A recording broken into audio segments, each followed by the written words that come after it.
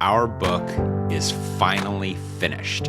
It is completely into the publisher, and it is getting ready for a big fall release. The title of the book is Can Religion Save Democracy?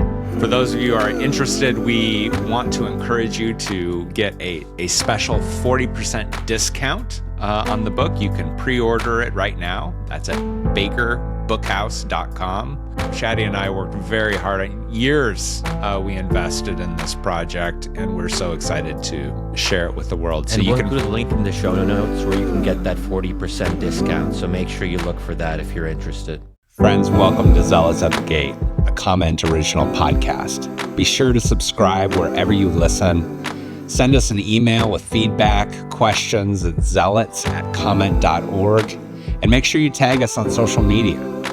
I'm Matthew Kamick. And I'm Shadi Hamid. Matt and I are good friends, but maybe you wouldn't expect that. Matt's Christian, I'm Muslim. Matt's conservative, I'm sort of liberal.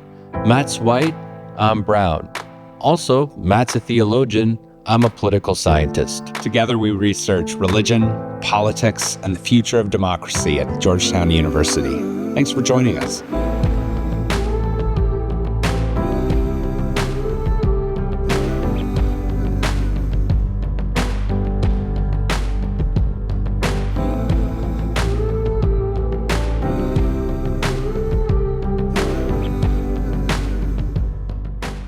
So we have an exciting episode today. We're talking about a controversial topic, Israel, but from a different perspective than we've approached it in other episodes. We want to talk about evangelicals and the relationship to Israel, how that is changing, perhaps, especially among young evangelicals. What is the future of evangelical support for Israel? We have someone who I think is really excellent to talk to us about that. He is Robert Nicholson, who's been an old friend. I've known him for many years. He's also the former president of the Philos organization, which tries to engage positively in the Middle East and on questions relating to Israel. And I've been involved in some of Philos's activities before. Actually, perhaps controversially, I went with Robert to Israel and with a bunch of other people on a research trip in 2019. We'll get into some more of that later on in the conversation. But maybe with that, Robert, could you maybe just tell us about, first of all, are you an evangelical? What does it mean for you to be an evangelical? And we'll take it from there. Well, thank you for the question, and thank you for having me. It's great to be here with you guys. And I remember that trip. Shadi, it was a wonderful trip, one of the best I've ever done. Very good memories. I am, in fact, an evangelical. I did not know I was an evangelical after coming to the Christian faith for some years. I attended a fairly small Baptist church in Syracuse, New York, and really didn't think of myself as anything other than a Christian. And it was only in getting involved in, the work that I went on to do related to Israel and the Middle East, that I realized that the easiest way, the most shorthand way for me to explain myself to someone was to say that I am an evangelical, even though nobody in the church I went to ever used that word. So sociologically, I am. It's a very vague term, but I think of myself as a Christian who goes to a Baptist church. Much simpler than that. Usually, I think evangelicals, people use that term as a catch-all for various kinds of Protestants or offshoots of Protestantism who hold kind of a generic bundle of ideas that have to do with the way they read scripture, the way they think about salvation, the way they think about authority. But it's a huge and amorphous world in which many different parts don't speak to the other parts. Yeah. I think that's pretty well said, Robert. Well, we wanted to talk to you today about the shifting, changing developing relationship between American evangelicals and Israel. There are news stories about how younger evangelicals are less enthusiastic in their support for Israel, or at least a subset of them are. And then there are also stories about, divisions on the political right in America on the issue of Israel. Tucker Carlson is, sort of one of those big voices who has been extremely critical of Israel. And a number of, evangelical Christians, consume Tucker Carlson's content. And so I really wanted to bring you on here to help us think about those challenges. And a little bit later on, maybe just a little bit more personally, I wonder if you might help me as a fellow evangelical who is quite conflicted about this conflict between Israel and Gaza. Shadi is a dear friend of mine, and he's been, pushing and pulling on me in a variety of ways. And so, on a more personal level, later on in the episode, I'd love to have you help me think about that. So, but first off, can you talk to us just about the evolving relationship between American evangelicals and Israel? And maybe, for me, I grew up in the 1980s and early 90s where American evangelicals were very passionate about Israel. I wonder if you might talk about what that relationship looked like in the 1980s and 90s, and then kind of talk to us about the shift that has occurred more lately. So could you start in terms of, what did it sound and smell like in the 80s and 90s first? Well, I think evolution is the right word to use here. It has evolved, this thing that we all take for granted, evangelical support for Israel. You mentioned the 1980s. It's actually not, in a political sense, much older than that. I think a lot of people think this is, an old pillar of American politics, but it really wasn't until the 70s and 80s that it became a thing. Having said that, and Matthew, you know this as well as anyone, there have been latent philo-Semitic and even what they called restorationist ideas within Protestantism going back to the 1500s, right? The idea that the Jewish people are still part of the story, that they are, yes, rejectors of Jesus, but nevertheless somehow still relevant and may in fact end up back in their land. You can find texts, written in really old fonts that go back to really the Reformation period. Yeah, I mean, and just to interject, World War II, I come from a Dutch Calvinist or Dutch Reformed background. And during World War II, the Dutch Christians many of them would hide the Jews, and particularly those who were from a Reformed background, because they saw the Jews as God's covenanted people. And they had this sort of strong covenantal theology that you should protect the Jews when they're being, hunted, not simply because they're human, but because in a very special way they are God's people. And so that was sort of for the Dutch Calvinists, that's why they had this affection for them. That's right. That's right.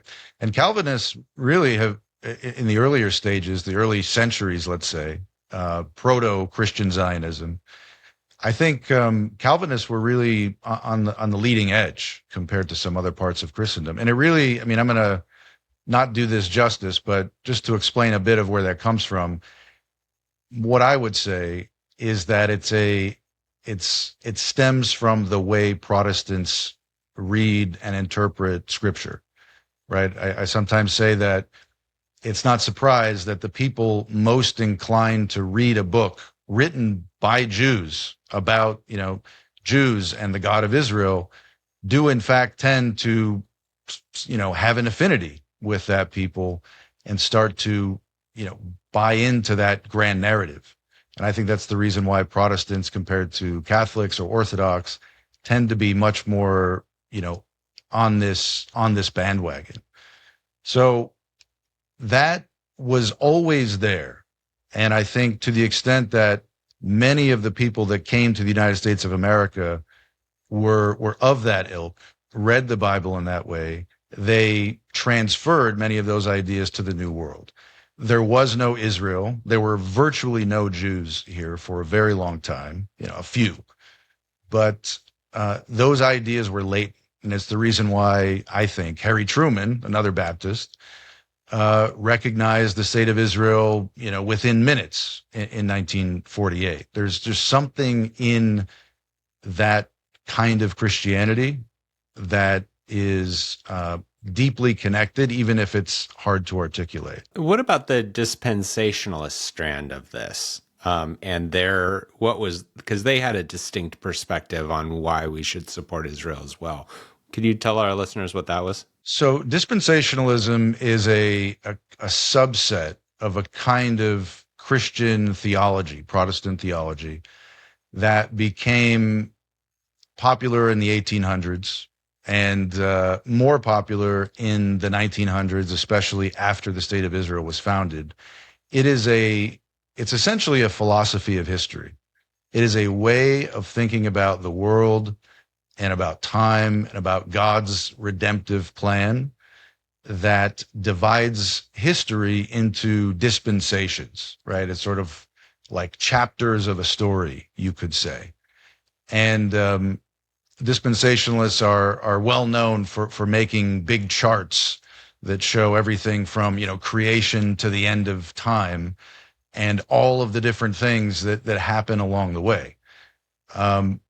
Christianity is itself a philosophy of history, or it contains a number of them.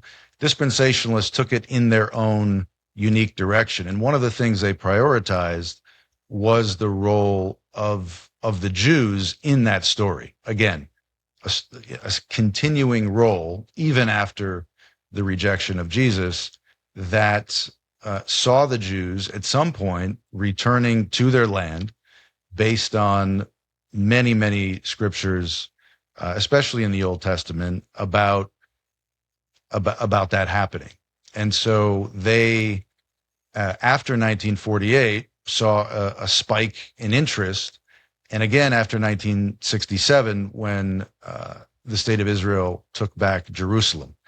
And it's well known that at the late 60s, throughout the 70s and into the 80s, that became very much part of, let's say, American Protestant Christianity in a very, general way. For the dispensationalists, I mean, in a sense, like, if we really support Israel, is it too crass to say something like, we can hasten history to move forward? Or what was their goal in supporting Israel? What was a dispensationalist argument for supporting Israel? Dispensationalists, I would say, see the state of Israel as proof that God is still working in history. It's evidence in a way. All right. It's true that dispensationalists do tend to think about and talk about the end times more than even other Protestants. But it's never been my sense that there was a concerted effort to hasten history, even among the most, ardent dispensationalists. That's said a lot. I haven't really met anyone like that there was a belief that history could be hastened.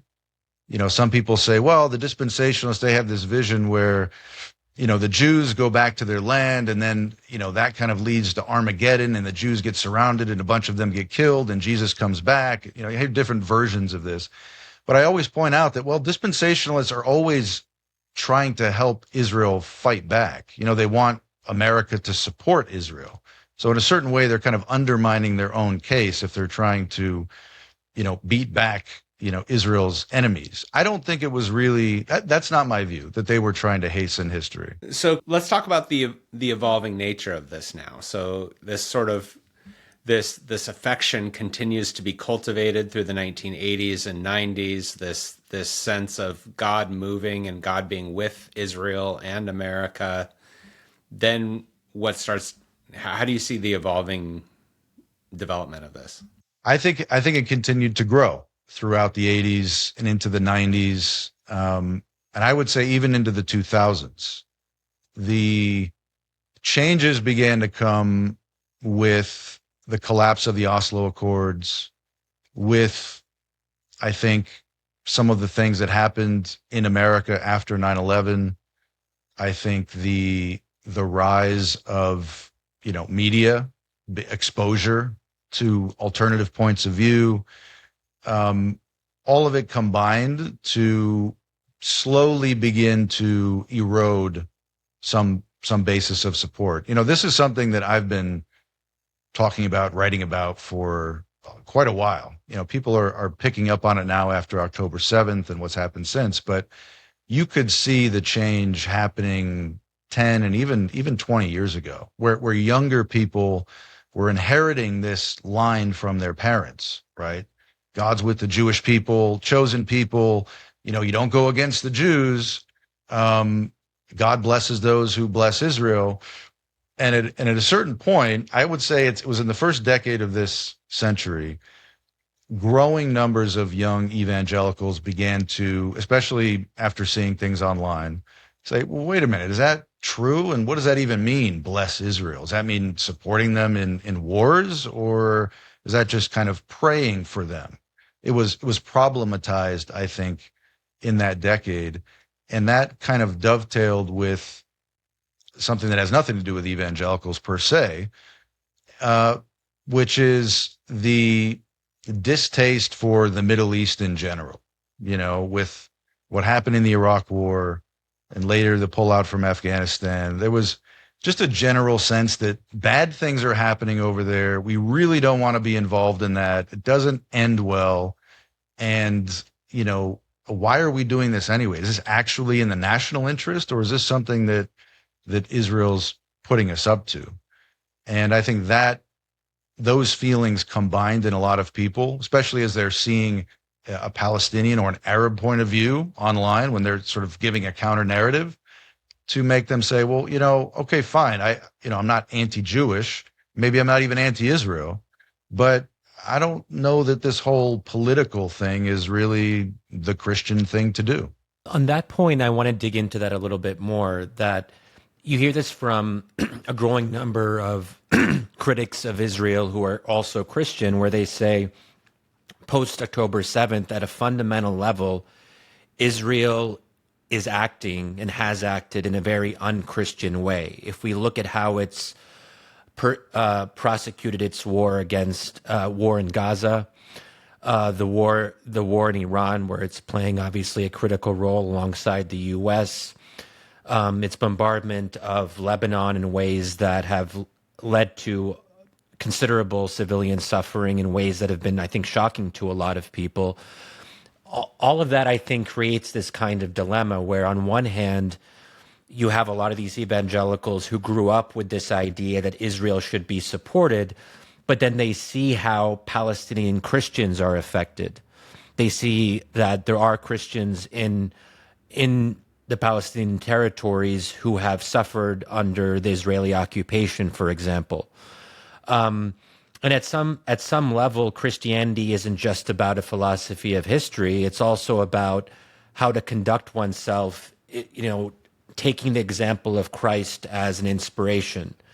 And that means having greater sympathy for the oppressed, the destitute, the poor, the weak. And I think a lot of Christians are noticing that the poor, the weak, the destitute, the oppressed are Palestinians. They are victims in this, at least especially in recent years.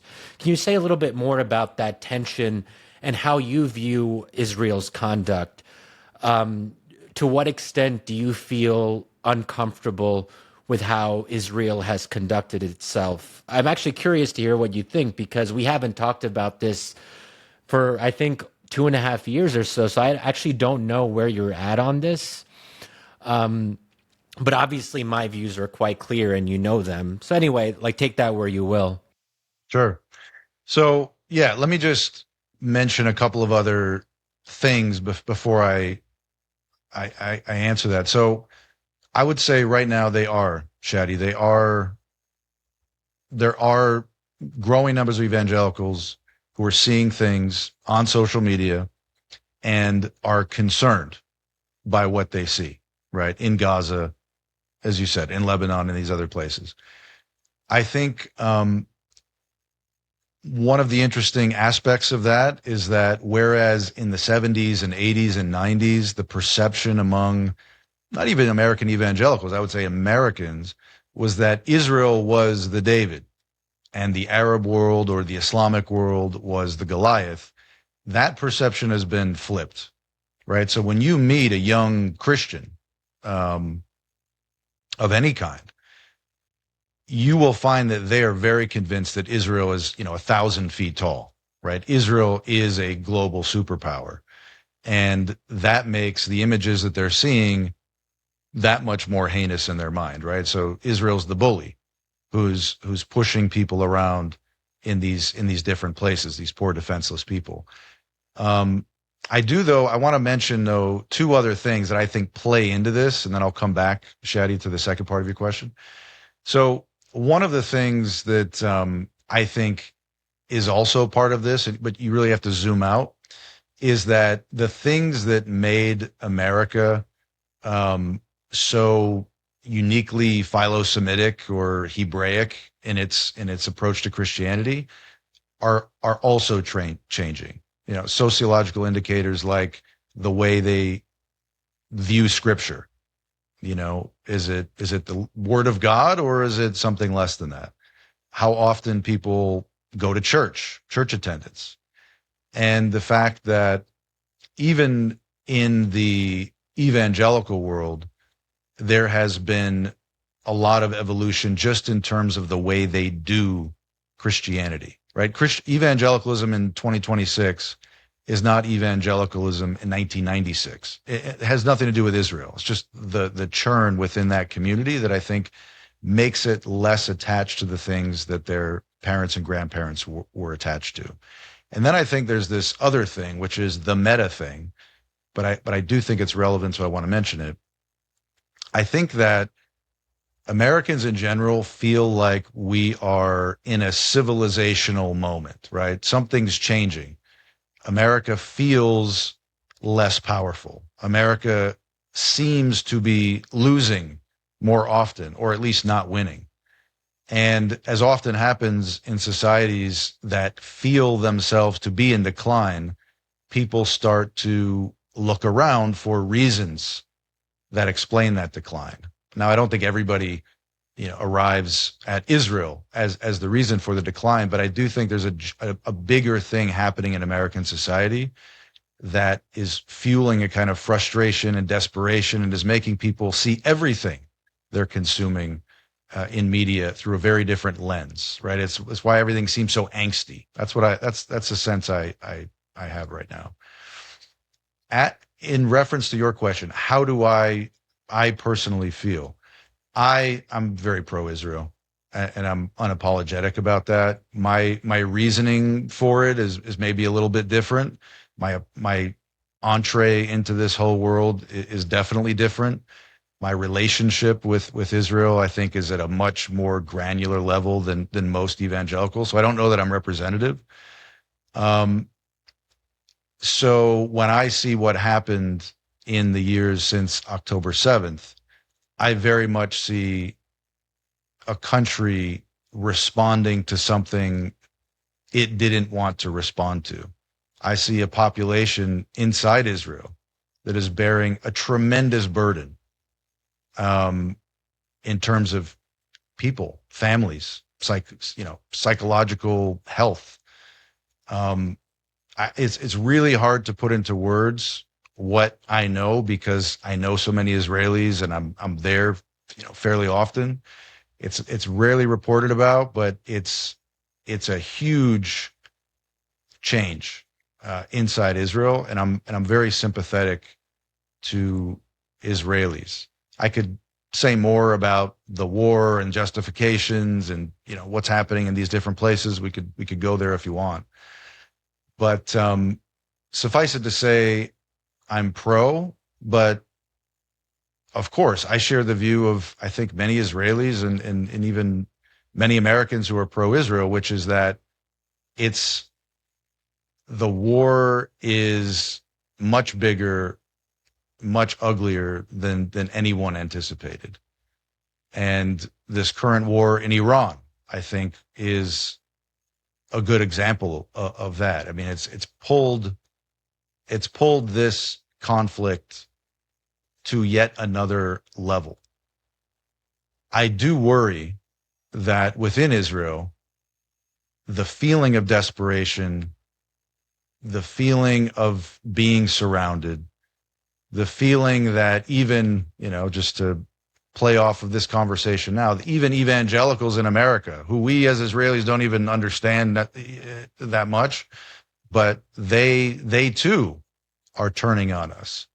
I worry that is fueling some of the things that we've seen in the West Bank with settlers and attacks on Palestinians, and I think that more and more Israelis are feeling that way as well. That something is breaking inside the country that is deeply worrisome and needs to be addressed. It needs to be addressed directly.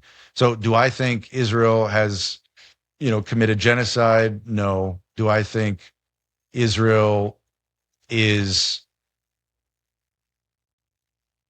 trying to fix their situation through the use of military violence, and bringing themselves to a place that they themselves don't want to go? Yeah, I mean, look, the military chief of staff, Eyal Zamir, just, I don't know, a few weeks ago, gave a speech to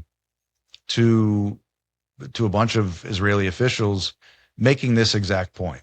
After these images are coming out of Lebanon of soldiers smashing statues of Jesus and looting, and he said, this is unacceptable. I'm not going to run an army of looters.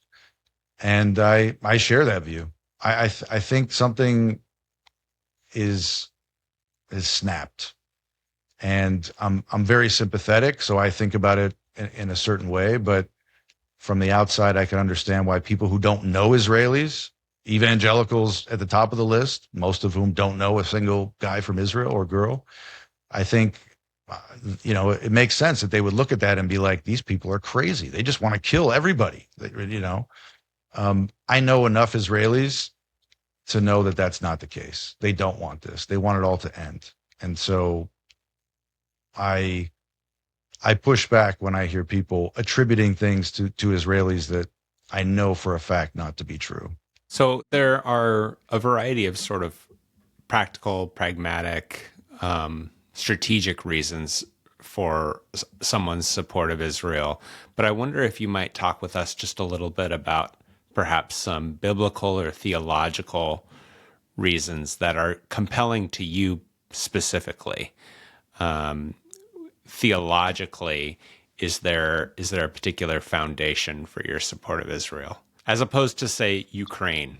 You can Right. be supportive of that's Ukraine. good. It is different than Ukraine for me. So I always let me preface by saying I often tell people I'm a Christian Zionist, but I'm also a Christian realist.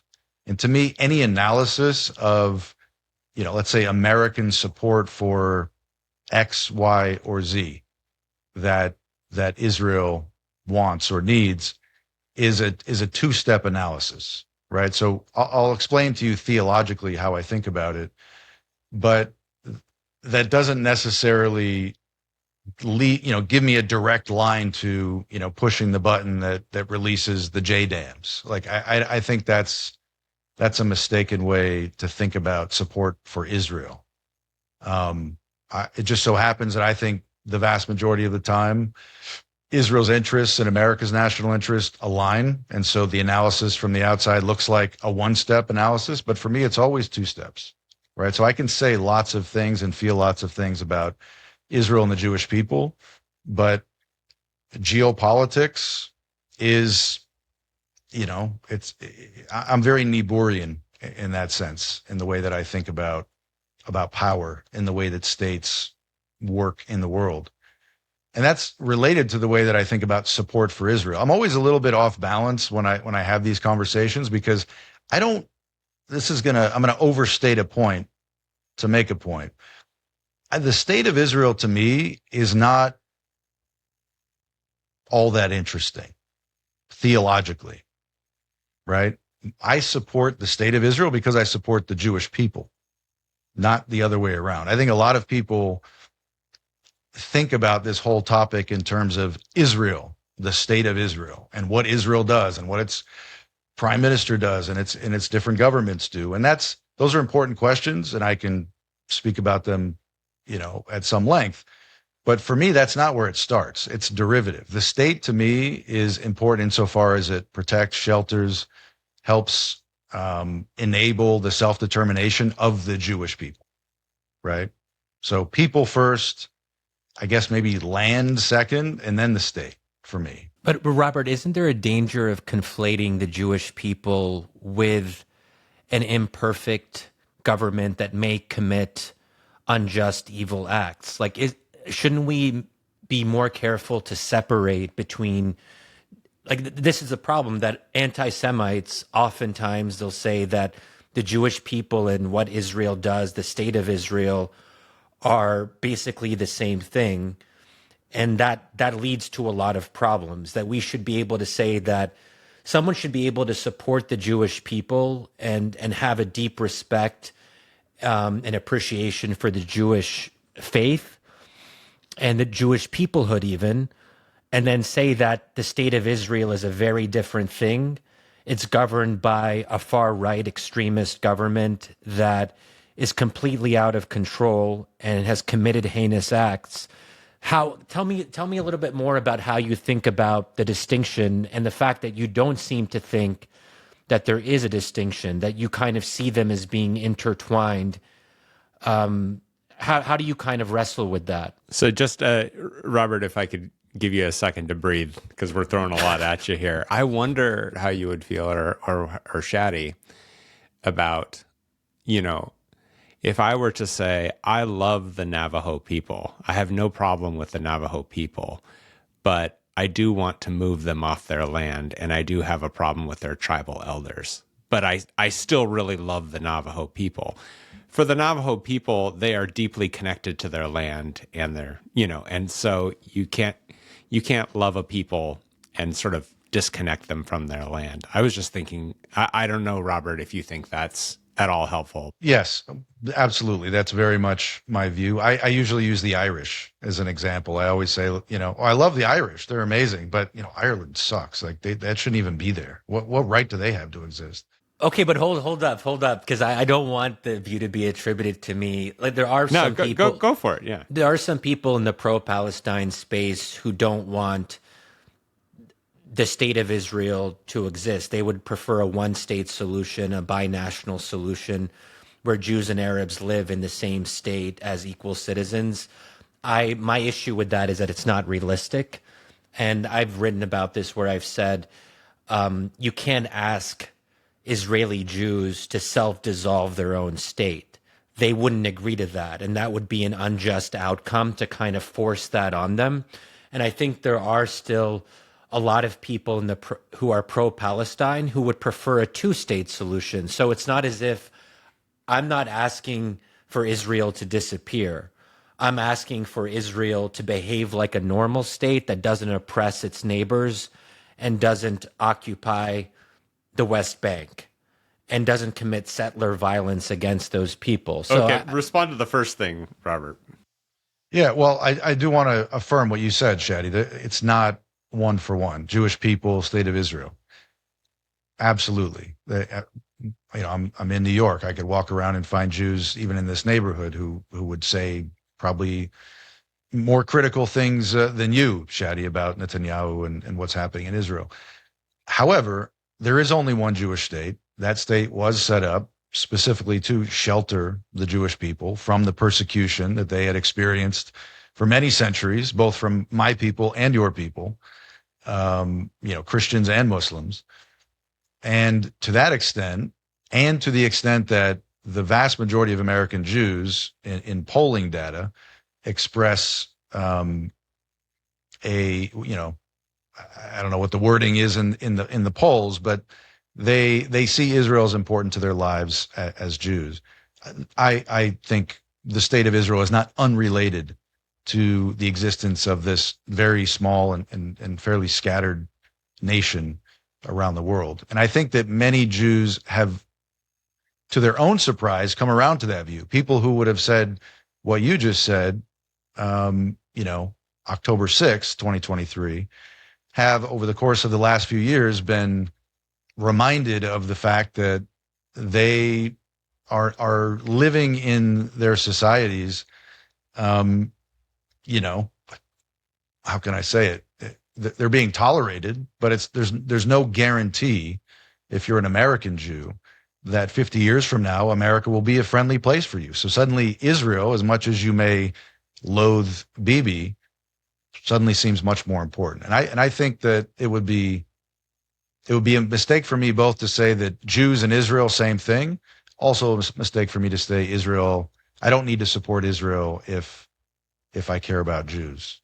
Okay, so I want to bust in here and make sure I get a good answer to my question, because I understand that there are realist reasons to support Israel, but I'm still looking for that sort of biblical theological foundation of your commitment to the state.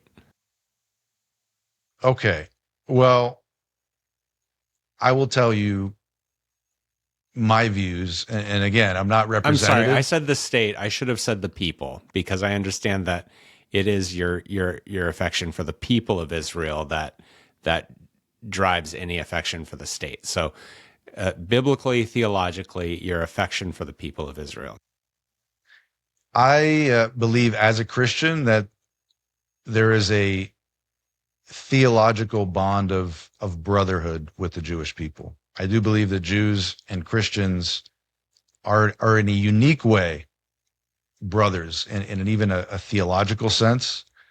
And interestingly, both Jews and Christians have used that metaphor for many centuries, even though for most of the time they didn't like each other. And specifically the motif of Jacob and Esau. Both Jews and Christians, going back 2,000 years, have consistently used this image, even though they disagree who's Jacob and who's Esau and who inherits, the blessing of Abraham. And I could go off on a very long tangent here, Matthew.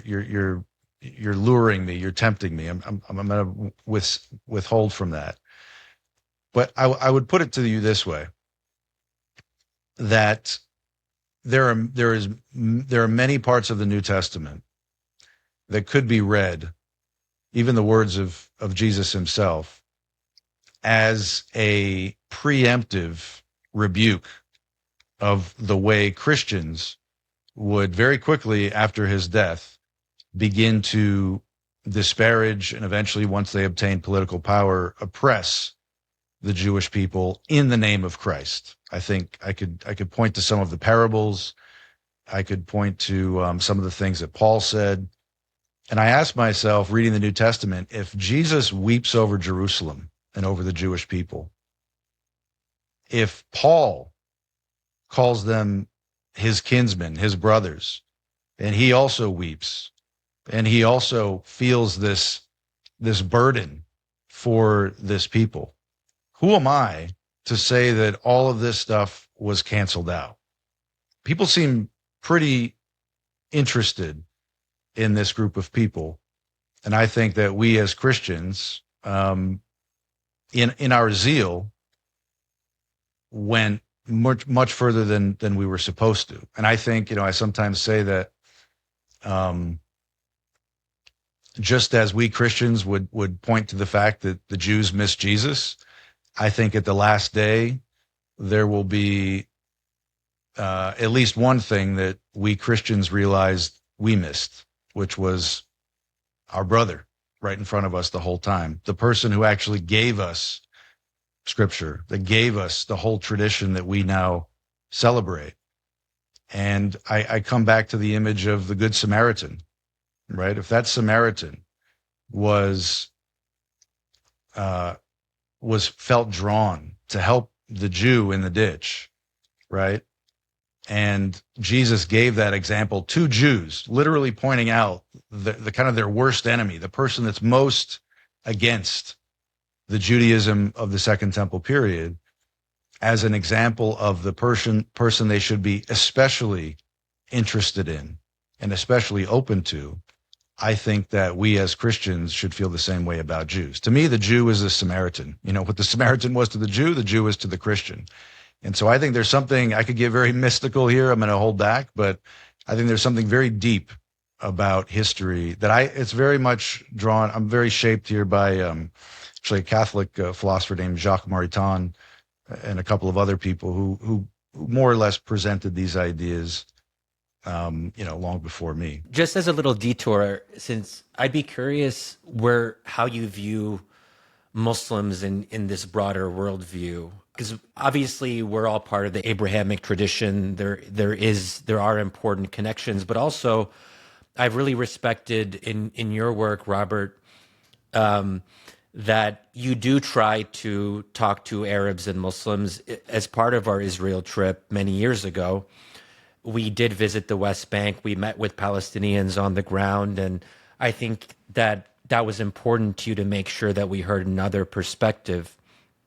And you do have, Arab and Muslim, this is a world that you understand the Arab and Muslim perspective. You try to engage with that perspective. And that's why I feel comfortable talking to you about these issues, where if it was like a hardcore Christian Zionist who is like of a different kind of temperament, it would be harder for me to engage in dialogue with them. So that's why I really appreciate that we can continue to have this back and forth over many years. So just not to put you too much on the spot, but yeah, how do you view Muslims and Islam, and how does that fit into your kind of broader cosmology? Oh man, I know you both love Kuyper, and I'm looking at his book over on my shelf on Islam, which is one of my favorite books on the topic, Christian books on Islam. Part of the family. Okay, maybe Jacob and Esau are brothers, but Ishmael is a close cousin, right? I mean, or great uncle. I'm not sure how that works, but very much part of the same family. And I think there's something equally deep and mysterious about Arabs and Muslims. I've read a fair bit about this, different people's views, Christian views, theological views on this. I'm sure Matthew has many thoughts. I can't say that I'm as formed. I haven't thought about it quite as much, but I think here too, we're not speaking about, Ukraine or just another geopolitical issue. I think there is something very much that connects me to Muslims. And like Kuyper, there is something that I feel when I am in the Islamic world that is very hard to explain, but resonates very deep within me, right? And I don't know if it goes back to the Semitic origins of Christianity, or if it's the hospitality or the different, the culture, the different cultures. But there's something very, very powerful about it. And I have to say, I've told this to a number of people. I'm slightly jealous of Muslims in a real way. And it's the way they live their faith. Even if they're not necessarily religious, they still feel that connection. They still feel that sense of solidarity. And I think that we as Christians who've long since lost, our Near Eastern roots, have just been so cut off and alienated from that world.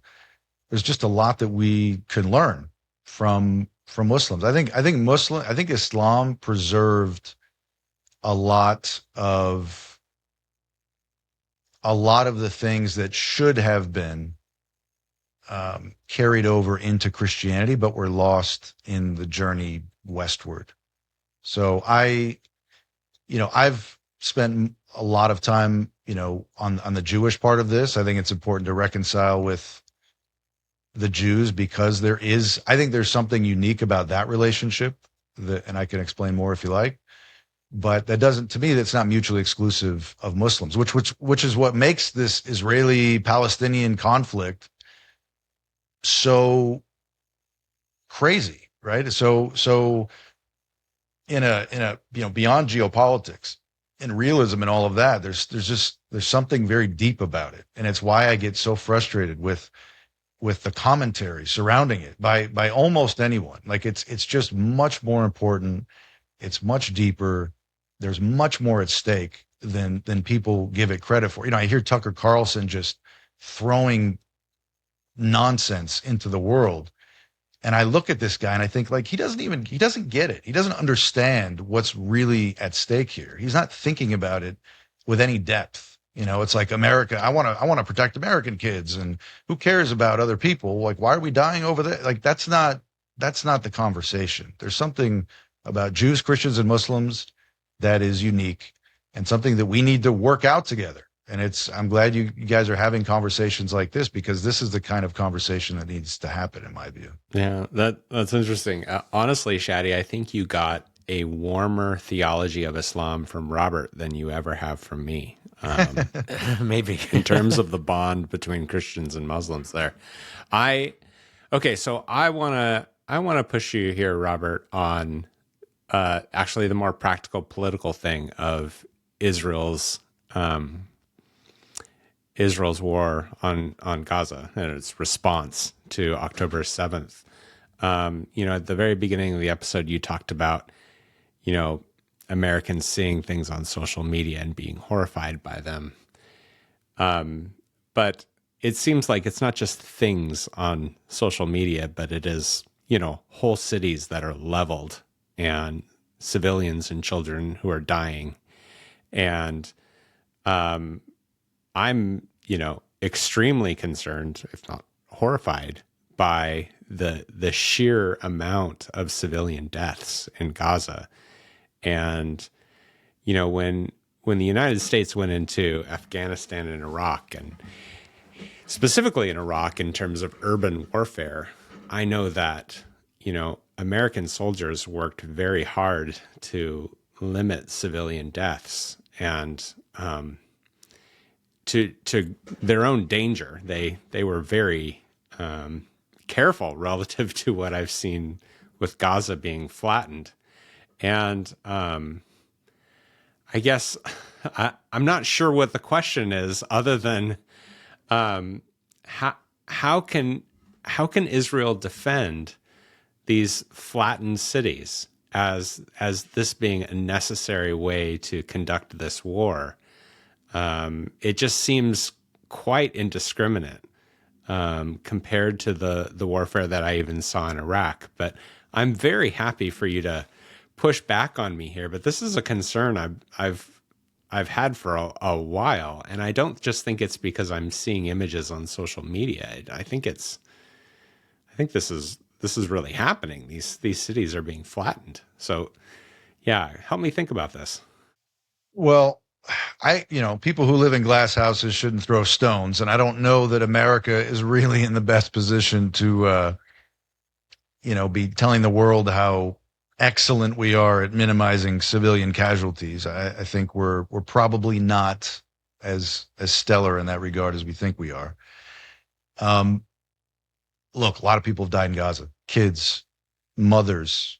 We've all seen the images. I no need to repeat it. It's tragic. It's more than tragic. I mean, if you're a human being, you can't look at images like the ones that we've seen and shrug. You can't. Otherwise, you're a monster. If you ask Israelis how they would justify it, they would first of all say what others have said, and you guys have heard everything, but I'll say them for the benefit of the listener, maybe who hasn't. I think there's been proportionately fewer civilians who have died than one would have expected in a conflict like this. Dense, urban, army, I guess it's an army hiding among civilian populations and under civilian buildings. You've seen the numbers, I'm sure, but people have actually compared the numbers and said, actually, America is worse in this regard. We thought we were good, but Israel did it better. I'm not in a position to weigh all of that out, but I do think it's important to point that out, right? If you have to compare apples to apples, and if you compare urban combat against, Muslim militants in this part of the world, lots of civilians end up dying because this is the way wars are fought there by these kinds of forces. You saw Mosul after that fight. I mean, what was left of Mosul? Not much. It's a very ugly, it is the ugliest form of human combat there is.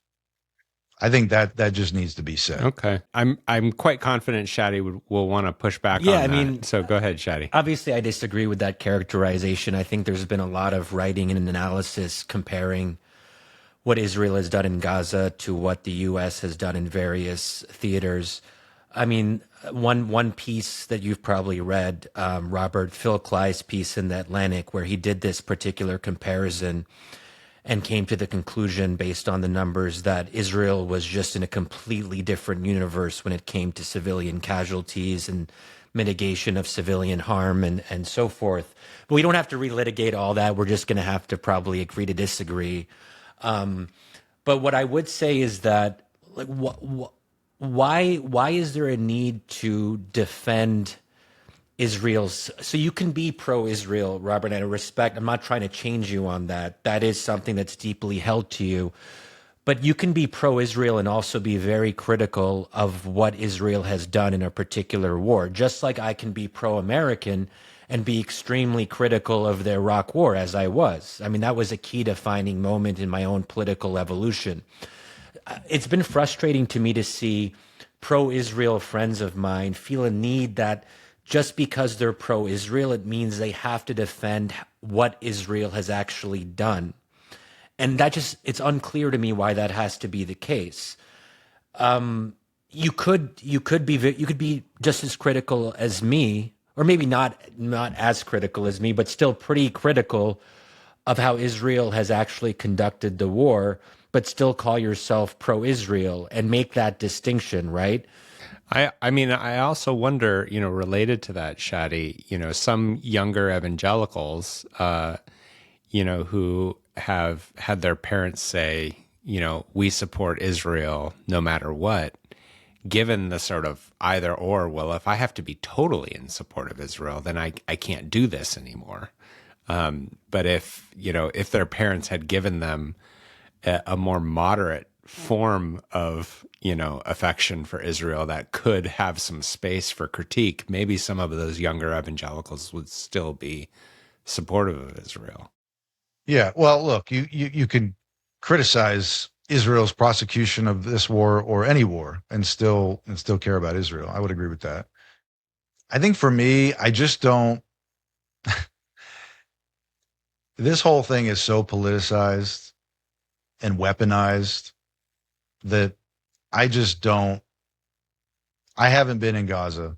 I mean, I know I've seen the images. I'm not saying they're, deep fakes. I believe what I see, but I've not been convinced. I'll just say it like that. I've not been convinced that what people attribute to Israel is actually the case. And it bothers me that, especially after October 7th, everybody jumps right to Israel.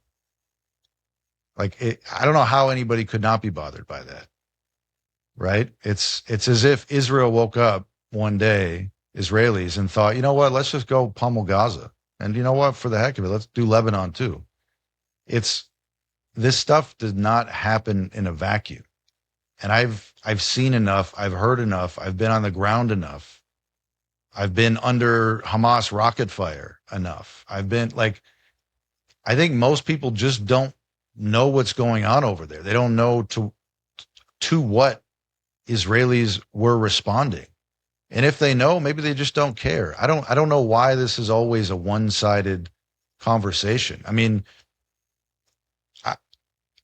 to me, one of the big eye-opening things of this post-October 7th world is in the other direction. It's the Islamic world. It's the Arab states, right? Like, no leadership, virtually no criticism.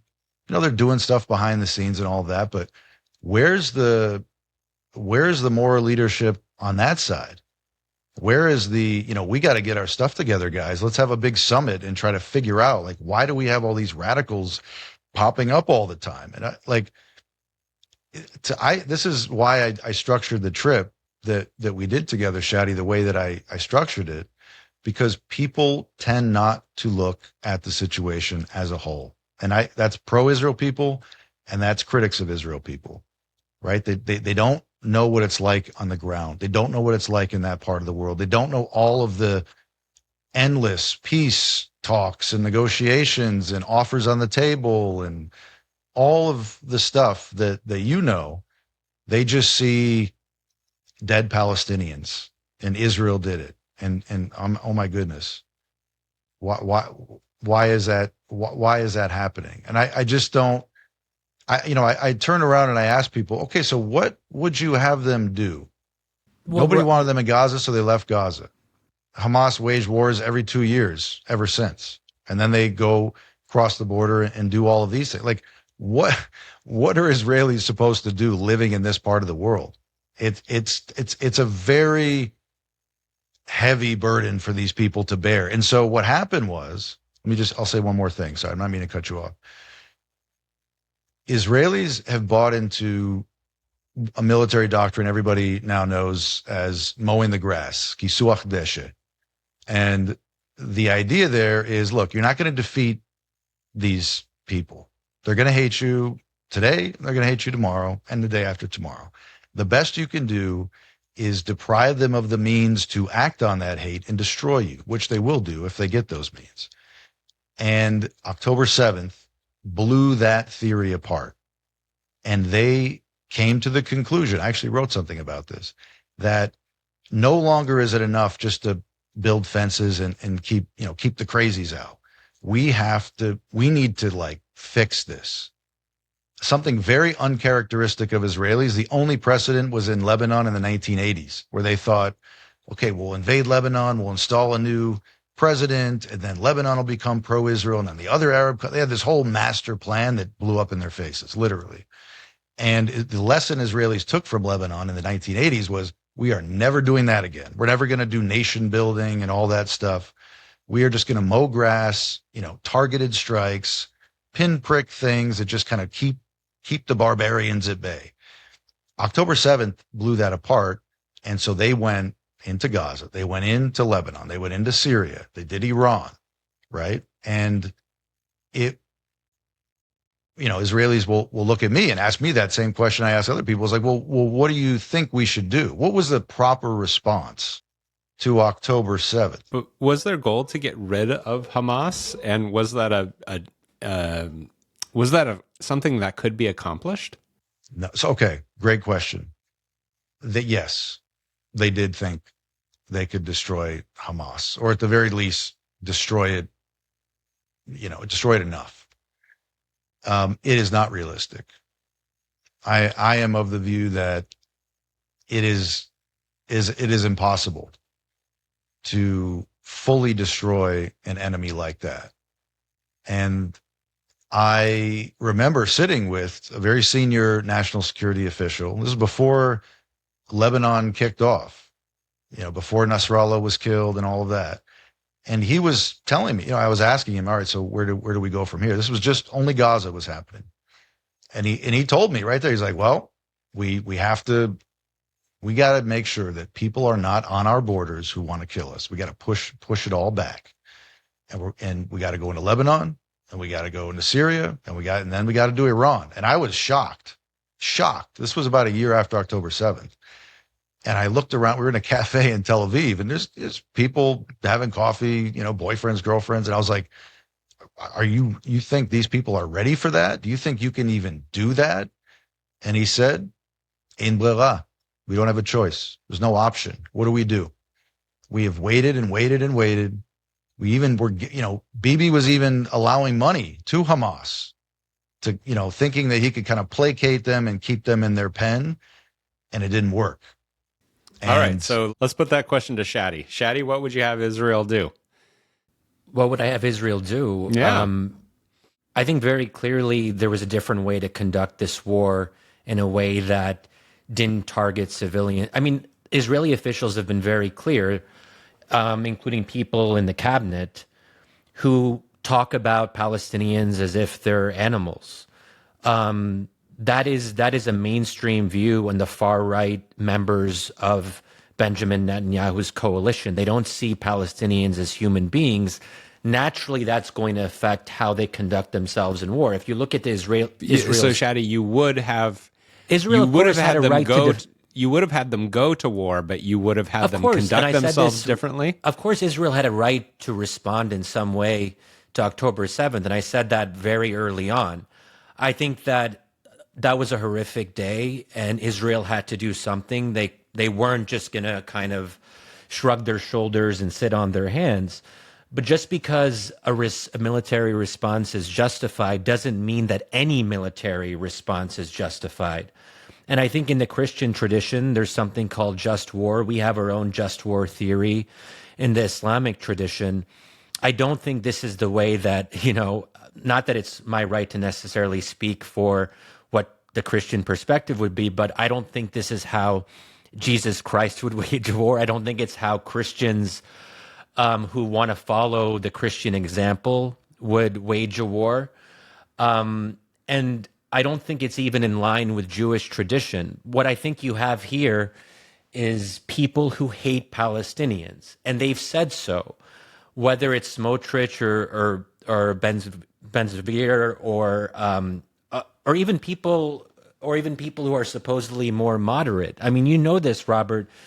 This is where I would say Israelis have been traumatized, and I get it. But when you're traumatized like that, your response is not going to be proportional. You're going to want revenge. That is a human instinct. I don't think it's something particularly unique to Israelis. But I think that Israel has to be held to a certain standard because it is a democracy. Well, people can debate whether it's any longer a democracy, but I would say Israel proper itself is still somewhat democratic. And it's also an ally of the U.S. and receives billions of dollars of military assistance. So we should ask something of our allies to conduct themselves in a way that is in line with human rights and so forth. And so I would just say that we can have sympathy for where Israelis are coming from, but also say that they want revenge. And that means they're not going to be acting in a way that is very respectful of Palestinian human rights. And if you look at how Palestinians are treated in prisons, for example, I mean, the Nick Kristof piece that everyone's been talking about in the New York Times, there's systematic torture. There's even, there are allegations of sexual abuse. People can disagree on how many of them, like we can get in that whole debate, but it seems that there is a kind of excess here. There's a kind of disregard for Palestinians, which animates Israelis. You hear things in the Israeli media, wipe them out. There are no innocent civilians in Gaza. Children, even stating that children could be future terrorists. These are the things that you hear on a regular basis coming from Israelis. So that's I think something that we have to be aware of, that the trauma is there, but the trauma leads to a desire for revenge that is fundamentally unchristian and contrary to basic human rights standards. I know there's a lot there, but go ahead. Okay, Shadi. But so the bulk of that response was about what Israel is doing wrong. The question was really like, what should Israel be doing? So that's a list of things that you think Israel shouldn't do. But what sorts of things should Israel do to secure itself? Well, I think the way for Israel to secure itself is to, well, first of all, I don't think this this war and what it's done in Lebanon and the rest of the region, it's turning the rest of the world, it's turning Americans against Israel. If Israel wants to stay secure in the long run, it has to actually be somewhat sensitive to how other people view it. Israel can't just be a rogue state that does whatever it feels like. So I think that even if you're someone who cares deeply about Israel, you would look at this result and say, Israel is alienating everyone. It's even alienating its former allies. It's alienating evangelicals. It's alienating pro-Israel Americans. Is that going to be good for Israel in the long term? Probably not. It's losing a generation of Americans. But I think that the war could have ended well before the ceasefire. I mean, there's been a lot of reporting in the New York Times and elsewhere that Israeli military officials determined sometime in 2024 that a lot of the aims had been met regarding degrading Hamas's military capabilities, but Benjamin Netanyahu prolonged the war because he wanted to keep his far-right coalition intact. That's not me saying that. That's a pretty common view in mainstream reporting about this. Did the war have to continue for as long as it did, or could it have ended earlier and we could have saved tens of thousands of Palestinian lives? Okay. I am going to bring us back to our dear guest who has had plenty of time to catch his breath, and bring us back to American evangelicals, because really we are clearly the most important people to be talking about. So we've talked about the past of American evangelicals, and we've talked about what's happening now. And I want to pivot, Robert, to talking about what the future of American evangelical support for Israel is going to look like, or needs to look like. And Shadi brought up Palestinian Christians briefly earlier, but I feel like this might be another time to bring them up. Palestinian Christians and their witness through writing and speaking and traveling through the United States have had an impact on how American Christians think about these kinds of issues, and have been transformative in many ways. And so for those evangelicals who want to be friends of Israel, I wonder if there's actually something to learn from the efforts of the Palestinian Christians on these kinds of things. But yeah, just more personally for you, Robert, as someone who's committed himself to having, positive Christian engagement in this region. What are your hopes, or what are your thoughts on what the future of American Christian engagement with Israel needs to look like, or should look like? I think my biggest critique of pro-Israel Christians of any kind is that it's never premised on any kind of real relationship. They may care about Israel, but don't think that much or care that much about actual Jews, like actual human, real people. And, I don't expect, regular Joes, in America, evangelicals, to pick up and go over there and meet people. I understand it's not exactly practical, but I'm often bothered by the fact that it's Christian support for Israel is pretty much the inverse of what I said mine is, which is that, it starts with the state, and then the land is interesting, and then, oh yeah, there's some people involved as well. I'm overstating it, but it's one of the reasons why there's no sympathy on the part of those who start to raise their eyebrow.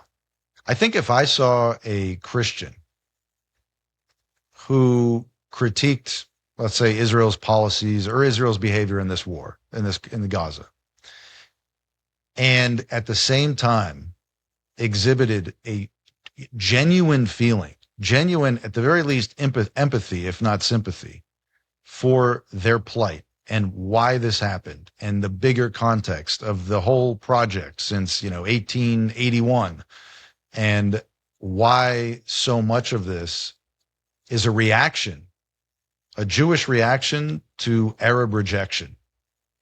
That is what it is, right? Israel's been Middle Easternized Eventually they got there with all these European ideas, and they realized, oh wait, that doesn't work here. Nobody wants us here. They're not going to make peace with us.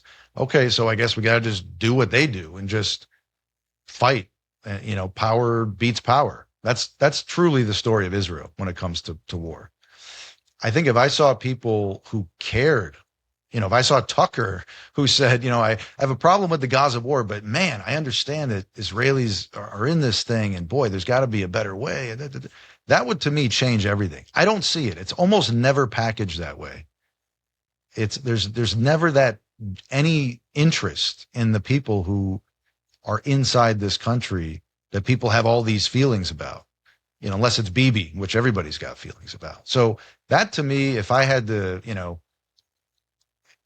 draw the picture of the future of Christian support for Israel, which I hate that phrase, it'd be Christian friendship with the Jewish people and by extension, Israel, more empathy, more interest, right? When you just try to find out more about them, what's going on. We talk about it all the time. It's in our politics. Should we take the trouble to talk to them, ask them how they're doing? I don't see that. I see a lot of people with a lot of opinions. I see Palestinian Christians doing the speakers circuit and trying to rile people up for another kind of nationalism, Palestinian nationalism. Really, at the end of the day, that's what most of that is. Not all of it, but most of it. And I just don't see anybody kind of going the extra mile. So if I only got that and didn't get the political support, I think I'd be pretty happy. I think that's much more important than, U.S. policy on Israel policy. I do think the elephant in the room here, guys, and I'm almost like ashamed for bringing it up because it's said so often, but the extent to which there is no attempt on the part of the Palestinians to make peace with Israel, all of this is kind of a moot point. Israel will continue to feel surrounded, will continue to feel that it's expected to make peace with people who pretty loudly say they don't want peace, or peace on terms that mean essentially the end of Israel, and that to that extent, Israelis will continue to feel like they have to fight, that the enemy understands no other language but power. And by the way, all you need to do is walk down the street in the West Bank and talk to people, or turn on Arabic language radio or television and find that there's plenty of people on the other side that are saying wipe them all out. And Israelis hear all that. So I would love to see a genuine good faith effort to figure out a way to begin making some kind of arrangement. I won't even say peace, some kind of arrangement that will cool things down, give Palestinians space to begin figuring out what they even want. I don't think they know what they want. And task some Palestinian leader, probably not one that we know of, to actually sit down with his Israeli counterpart and try to negotiate. That hasn't happened in a really long time. And even when it happened, it ended in a big no. So we can all have all these, ideas about what Israelis should do and how they should conduct themselves. But we have to admit the fact that there is no other option that's been left to them except violence. That's my view. You may disagree with that view, but that's my view. And that created this whole thing. If you went to Israel in 1990 and polled people on their views of Palestinians, you would find a very, very, very small number of people that would say Palestinians are animals. That was a process. And I've seen that process over the course of my lifetime. Israelis were not that way. Now they're the most that way I've ever seen. October 7th was the grand slam home run. They kind of turned, the right-wing Israeli turns to his centrist friend and says, see, that's what I'm talking about. They're never going to want you here. There's no peace that's coming. Got to do what you got to do. And that's the idea. That's the attitude that they went into Gaza with. And there was revenge, right? All you need to do is listen to Israeli radio, pop songs. And you heard in those months after October 7th, this rage, this desire to even the score. You come on our land, we're going to come on your land. Shadi, I can But see Robert, you want Robert, us to talk now. No, but Robert, so you're almost acknowledging like what I brought up. You are pointing to the fact that Israelis, unfortunately, a lot of them have lost any kind of moral standard when it comes to looking at Palestinians and Arabs more broadly. I think I wouldn't say that. No, I wouldn't say that. I would say that they have rid themselves of any illusions of ever trying to negotiate their way out of this. But that's thing. not It's good. It's bare knuckle Can't we fight. just agree that that's not good? That's not good. But again, I just don't know what to tell them in that moment. When they tell me that, like it's power versus power, I don't have a good argument as to why they're wrong. It's not like there's negotiations in the offing. What, like, I just don't know You shouldn't become what. like your enemy. So as terrible as Hamas is, and Israelis obviously think that, and they have reasons to think that, that doesn't mean they should replicate Hamas's behavior and become the mirror image of the very people that they hate. For sure. I think the same way about Americans also. Like that's where you lose. When you lose who you are in an attempt to defend who you are, you will inevitably lose. I agree with that, but I can't express on this podcast the feeling of being surrounded, of being enclosed, of all the, of all the friends around the world, with very few exceptions, turning on them. It's a very insular moment. It's an inward facing moment. What you're saying, Shadi, is real. There is a real change in Israel. I don't think that it's permanent. And I think if you had somebody who stood up on the other side and said, let's figure this out, I think you'd be shocked by the response that you would get in Israel. People do not want to fight. Several Arab regimes have already made peace with Israel. They haven't been very pro-Palestinian, whether it's Egypt or Jordan or the UAE or Saudi Arabia. I think the critique is those countries are actually pretty sympathetic to Israel and have even maybe been quietly rooting for Israel in different ways, whether it's Israel's war in Iran or dismantling Hamas or whatever it might be. So this idea that Israel is surrounded by enemies, I think, has to be questioned. Not everyone is an enemy. Yeah. I think Israel sees the world that way, but whether or not that reflects reality is a different question. It's not like you have a lot of, this is actually a pretty conducive environment for Israel's security needs. They don't really have, who's really opposing them at this point out of the Arab countries? There isn't a lot of real opposition coming from Arab leaders to Israel. But I think we also have to question the narrative that Israel has been the peacemaker and Arabs have. I know this is just where we'll disagree. There's an alternative narrative. Sure. That Israel has been aggressive and expansionist and has not been a real partner for peace vis-a-vis the Palestinians. So, but that there is a counter narrative. All right, gentlemen, I'm going to call time here, and I want to have reasonable expectations for what we can accomplish here in a podcast. And peace in the Middle East is not it. So we're not going to wrap up with our solutions here on this kind of issue. And Robert, I do appreciate as a fellow evangelical, your biblical and theological reflections, and I think I still am very much there of this sense of debt that I have to the Jewish people, this sense of connection and brotherhood that I have to them, and a sense that God will judge me in a sense for how I treat my Jewish brothers and sisters, and that is in some way connected to the Jewish state and that land in some chastened and humble way. So, yeah, my affection for Israel is still intact, but I don't think I can go with you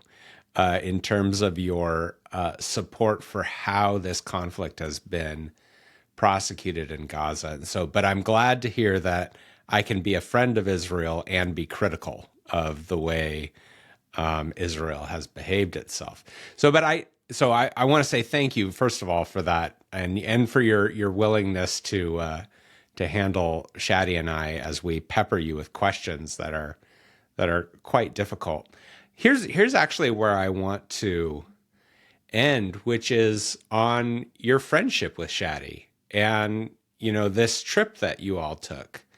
And what I want to ask the two of you to do, I'm not going to ask you guys to hold hands and sing together, but I do want you to reflect for a moment on what has sustained your relationship. I mean, you agreed to come on here with Shadi, and you've clashed with Shadi multiple times in different, conversations, but you keep coming back. So you're not walking away. So there must be something about Shadi that makes you trust him and makes you, willing to come and be honest. And Shadi, I think the same for you, that there's probably something about that experience in Israel or the way that Robert leads these conversations that you appreciate. So I just wonder if we might close, just with some reflections on what keeps the two of you coming to the table. Because this podcast is, we're really not about the Israel-Gaza conflict. We're about, faith and democracy in general. And the thing Shadi and I are wrestling with a lot is, democracy requires coming to the table with people that you disagree with, in some ways like deeply dislike or even fear. And so we're very curious about where citizens get the capacity to keep coming back to the table. And so maybe, Robert, we start with you. Like, what keeps you coming to the table with Shadi? Oh, great question. I would say Shadi has a few qualities of people I tend to gravitate towards and respect, even if I don't agree with them. There's a kind of intellectual honesty about Shadi. He's not afraid to say, I'm kind of still working something out. I have a gut feeling, but I'm going to talk it out with someone who disagrees with me and test my ideas and maybe even adopt ideas that, come from someone else. You don't see that, unfortunately, very much, especially people who approach with a certain kind of vibe, like a good faith vibe. I've always gotten that from Shadi. Like he's not asking me questions just to, with his kind of fist balled up behind his back. He really wants to know, right? So if somebody comes at me like, well, evangelicals in Israel, why do you? Most of the time, it's somebody whose mind I will not change or even influence in the slightest. Shadi's never been that way. He's just he when he asks the question, he really wants to know, and I think that's unique. I love the fact, Shadi, that also that your your investigations into Kuiper, your friendship with Matthew, like you're not afraid to kind of not fit in a box. You have a tribe or several tribes. I'm not sure, but you don't mind breaking ranks every now and then to see what else is out there. And I just, it's kind of an obvious thing, and it's something that you might find in regular people you meet at the grocery store, but in this space, the sort of ideas or whatever we're doing here, it's very hard to find that. So I take a lot of flack, I have in the past, for being friends with Shadi. Like, what? Why are you talking to that guy? And I defend him. I have every time. I sometimes I'll see what he writes and cringe a little bit, but I know that if I call him and say, you just made me cringe, he'll be like, oh, okay, so tell me why. And I appreciate that. Robert, I really appreciate that. Thanks for that. Look, I think that this has been a test for me. I have trouble because I am admittedly emotional about Gaza.